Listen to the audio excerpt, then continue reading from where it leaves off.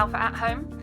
We hope you've been enjoying the first few episodes that Richard's been doing, and today you've got me. I'm Jude, and I'll be doing the second half of Who is Jesus?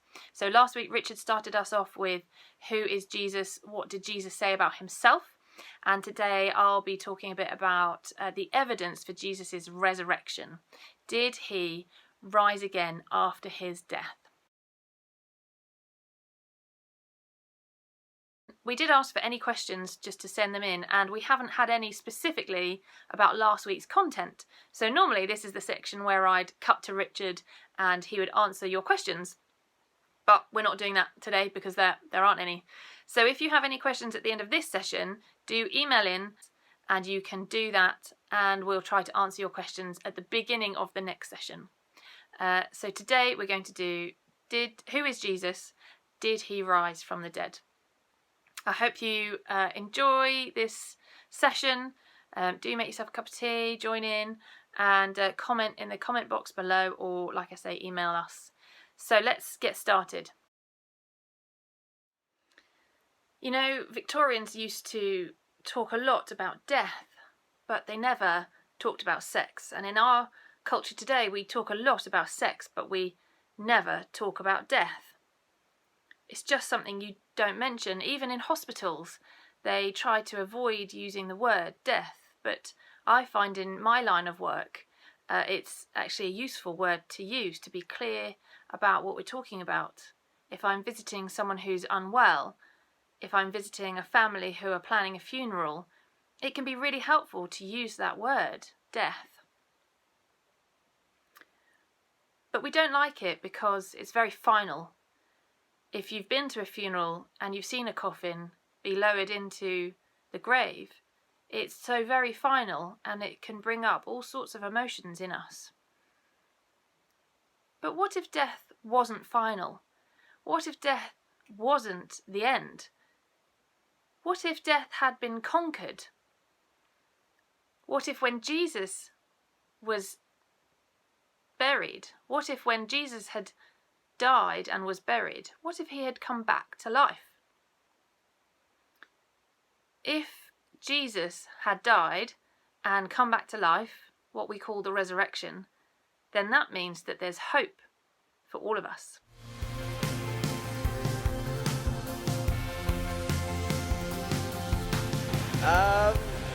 Rose from the dead. That's what I was taught.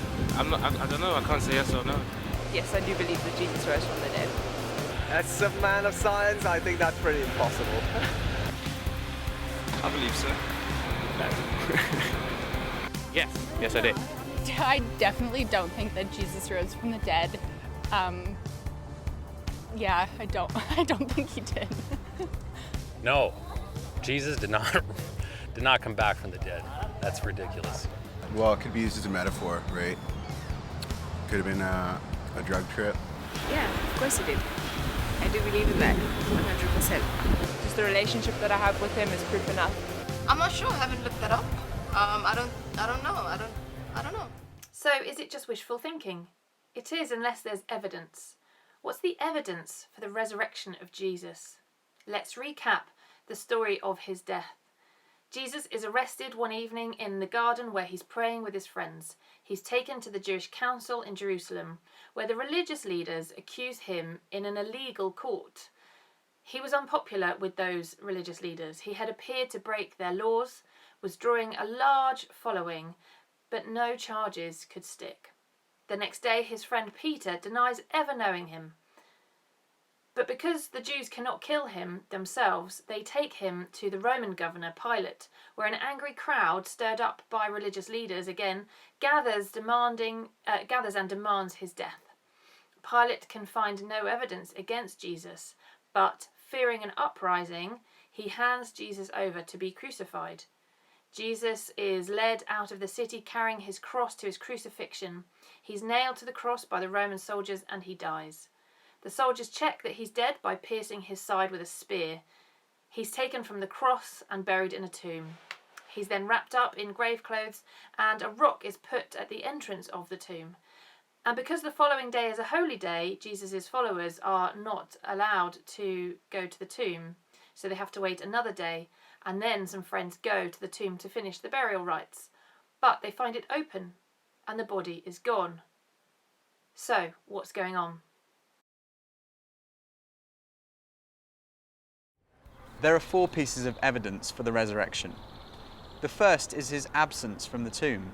No one has ever satisfactorily explained how Jesus' body was absent from the tomb that first Easter day. People have come up with all kinds of explanations. For example, maybe the authorities stole the body. Well, in that case, why didn't they produce it when people started saying that he'd risen from the dead? Or perhaps the robbers stole the body. But when the disciples heard that Jesus had been seen, they ran to the tomb, and they found that the tomb was not empty. Inside the tomb were the grave clothes that Jesus had been wrapped in. The only valuable thing that a robber might have taken was still there.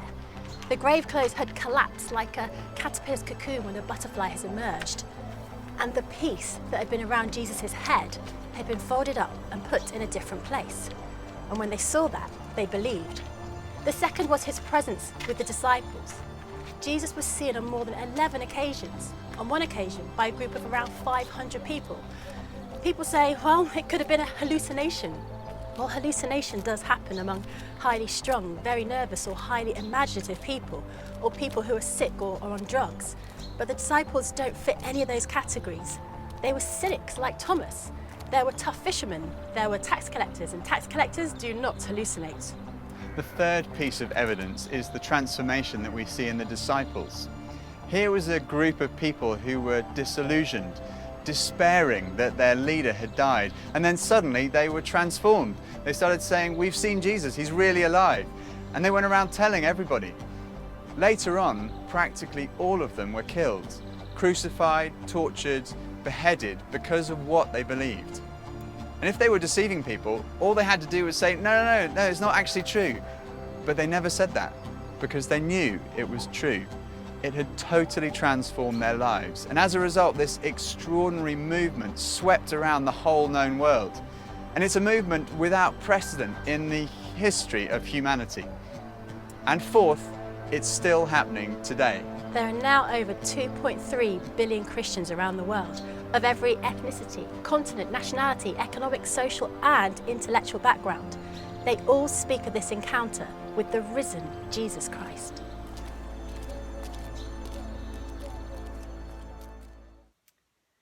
So when we look at the first part of the argument, the evidence about what Jesus claimed about himself, it's clear that he did claim to be a man whose identity was God. Was he deluded? Was he a fraud? When you look at it, when I look at it, the evidence of his teaching, his character, his way of life, the prophecies he fulfilled, his resurrection, it seems absurd and illogical and unbelievable to say that he was insane or a fraud. On the other hand, it does seem to give us evidence, the strongest possible supporting evidence that Jesus, what he said about himself, was true. Personally, when I was a teenager, I was brought up as a Christian. And in my youth group, my church youth group, I remember asking one of my youth leaders whether I could put it off to my deathbed. Could I not just live the life I wanted and then choose to give my life to Jesus at the last? Now, one of the helpers in the youth group was a fireman, and he saw awful tragedies happen most days. And he said to me, do you think those people who are in accidents have time to think about their life and to pray and ask God to look after them and to live with God in eternity? So that really resonated with me, and I thought, yes, I can't really, if I'm thinking about it seriously, I can't seriously put it off till I'm on my deathbed, because I might not have the chance to really think about or ask for forgiveness or to commit my life into God's hands. And so at that moment I thought, yes, okay, yes, I need to do this. If I'm going to do this, I need to do this wholeheartedly. And at that moment I felt something resonate within me, and I knew that Jesus was real and that my faith was real. And that's what I've experienced for the last 30 odd years. Jesus said, I have come that you might have life and have it in all its fullness. And I really believe that I have, because I have given my life to Jesus. It's not always easy. Of course, there are ups and downs. And of course, I mess up. But I have found over the course of my life that I have found Jesus to be true and real. I would say that I have a relationship with Jesus. And when I've prayed, I've known answers to prayer. And I've known Jesus with me.